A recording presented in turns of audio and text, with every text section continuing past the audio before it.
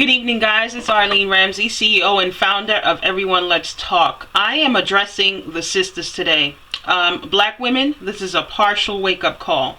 Yeah, you know what? Our attitudes, it has to go. I've been saying this for years, and I'm going to continue to say this. Black women, I can't speak for all women. I can only speak for black women. You guys managed to be masters of destruction. All right? That envy, that vindictiveness, the passive aggression, the hate, the animosity, the deceit, the lying, the tricks up your sleeve, all of that has got to go. It has to go. And I know you think that you're getting over because you think that people don't realize what it is that you're doing. But let me tell you how it is not working for you. You see all of this that's going on in our communities, all of this destruction, that is a reflection of you. Yeah, it's a reflection of you. See, the black man, according to statistics and percentage, is not there raising the children. So there's only but so much we can blame the black men for when it comes to the behavior and character of these children in our urban cities. That is a reflection of you. See, when you're envious and deceitful and you're getting on and misbehaving, what do you think you're teaching your children? See, I always tell people that we show children how to be. We teach them how to be by how we are. See, they're going to do what you do. You say one thing, but when you act that way, they're watching you. And what do you think they're thinking? See, if you can't be trusted in your mommy, and if they know that they can't trust you, what do you think they're going to do to somebody out on the street? And then on top of that, if you have sons, how do you think your son can respect a girl or have a girlfriend and relax around her if he have seen his mother misbehaving and acting this way his entire life? In his mind, all black women are like that, if mommy is like that. So here you are, raising children, your daughters to act like you and give black men problems, and your son to observe you and then give black women problem because he don't trust them because mommy couldn't be trusted.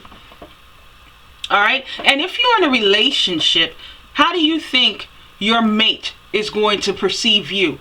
How can he trust you or relax around you if you always have a trick up your sleeve? And then you wonder why, and you complain when he don't do the things a man is supposed to do for a woman. Well, that's because of you. You don't give him incentive to do it. He wants to go someplace else, hang out, relax, be someplace where he can relax because he can't relax at home. He has to sleep with one eye open like CVS because you can't be trusted. And I get it. Society, because I have gone through this. Whereas society don't respect women if we're passive or if we're soft-spoken or if we're just calm and in demeanor, we won't get respected. It's like we really have to put some bass in our tone and have a little attitude to get some things done. Well, okay, it's fine, because I can do that. When I'm tired of being nice and I see that I'm not being respected, guess what? I'm going to switch up and I'm going to get some things done. It will get done. But I'm nice and I'm cordial to everyone that I meet. That is something that black women by the majority don't know how to do. Why can't you be nice to other women? Why is it that envy takes over you?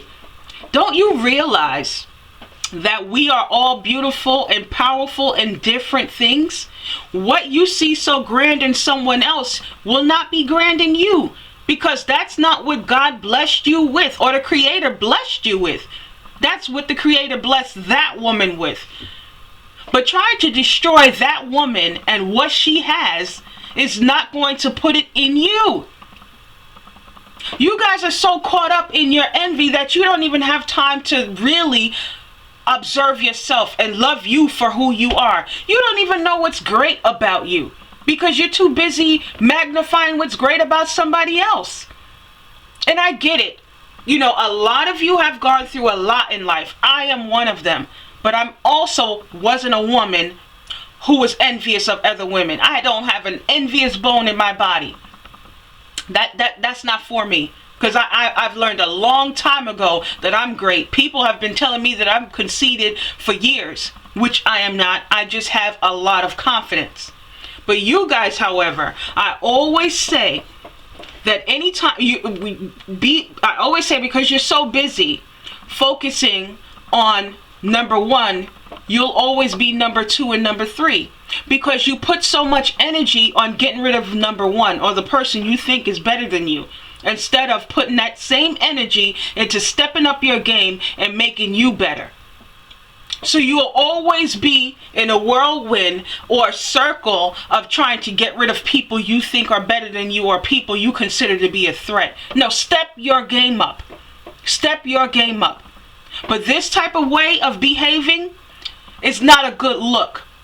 It's not a good look. And you are creating your own hell. You're creating your own hell. Back in the day, there were no camera phones, so there were no YouTube and World Star Hip Hop. Do you guys realize how you look? It's all over YouTube and World Star Hip Hop how you make yourself look.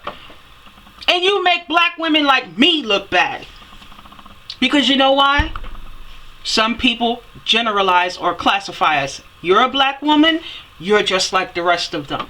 Until they give themselves a chance to learn who I am and learn who other black women who are not like that is. But you guys give us a bad rep. And then you don't want to hold yourself accountable for your actions. You think it's cute. You don't realize that your character is jacked up. Ain't nothing cute about it. And meanwhile, you have so much attitude and you think that that's the way to go, and you think that that's how you get stuff done. Meanwhile, your house is in disarray.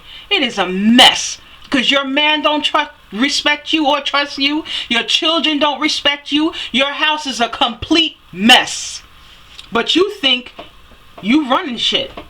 You're not running anything. At work, you may seem like you're the boss. You know why? Because you're able to conspire and get people to be on your side and bully against another chick to get rid of another chick, and everybody, because they're afraid of you and they want to keep their job.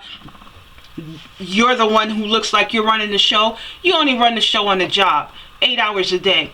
But you know fully well when you clock yourself out of work and you get in that car, your heart start dropping, because you're gonna go home to some mess, and you don't realize that mess is there because of you. You are an infection.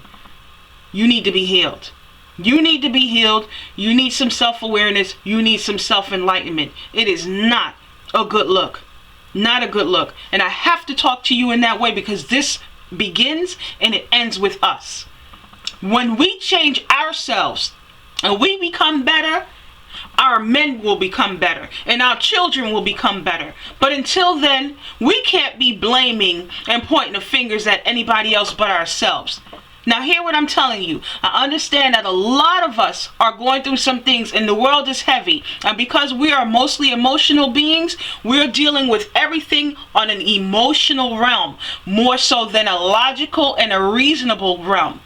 So here's what I'm saying. I understand where some of you are coming from. I don't understand so much. I understand a little bit of where it's coming from. But you don't have an excuse. You don't have an excuse.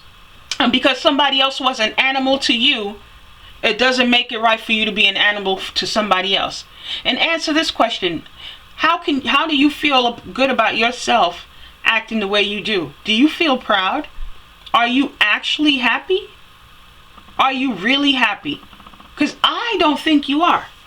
You know, when you beat up on a chick that you think is better looking than you, and pull her hair out and you cut her face and, you know, knock her teeth out, does that make you feel any better?